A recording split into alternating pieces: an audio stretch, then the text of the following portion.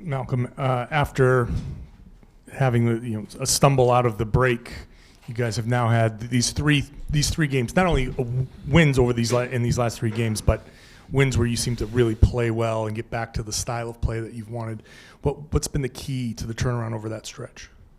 I think we're getting more and more locked in. I think it's apparent. I think when Milwaukee took the number 1 seed from us, after the break, sort of a shock to us that we had dropped, because we had created some separation between us and them. And that's something we want. We want the number 1 seed. I think this team understands the importance of having home court advantage in the playoffs. So that's something we're going after. If you don't get it, is that going to be kind of like a harsh lesson for you guys? No, if we don't get it, regardless, you got to play basketball. Regardless, you're going to get people's best game, and regardless, you're going to have to go through teams like Milwaukee. So we're going to be prepared regardless.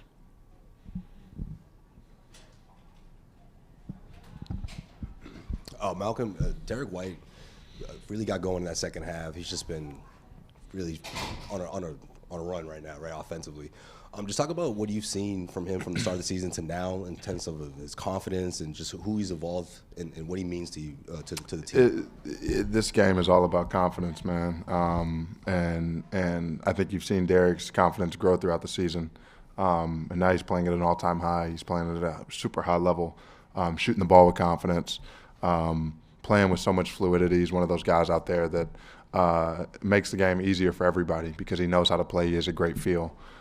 So he's incredibly important to this team on both sides of the ball. I think we're seeing his offense right now, but the first half of the season it was his defense that people were talking about. So he's incredibly, I think, versatile and can impact the game in a lot of ways. Malcolm, you've talked about this year a lot, the transition between starting lineup and the bench. Now here's another night, Tatum's out.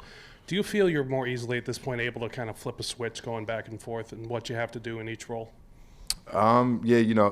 Personally or as a team? I think I'm at a point in my career, maturity-wise.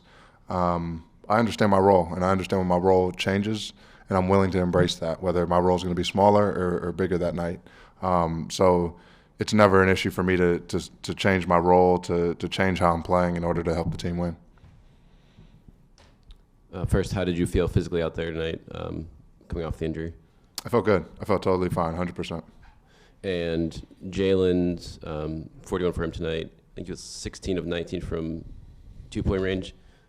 As far as you've seen, obviously, a lot of players in this league, but just his ability to get to where he wants to go from either the mid-range or the hoop right now, how much has that just improved over time to get it, and how high of a level is he at there now? Super high level. He's the best shooting guard in the league. He'll be all NBA. He'll make one of the teams this year.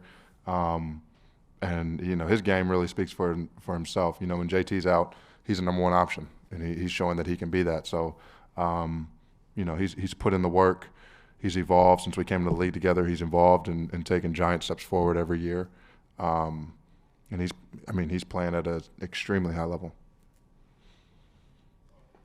Presented by your New England Ford dealers. Built for America. Built Ford proud.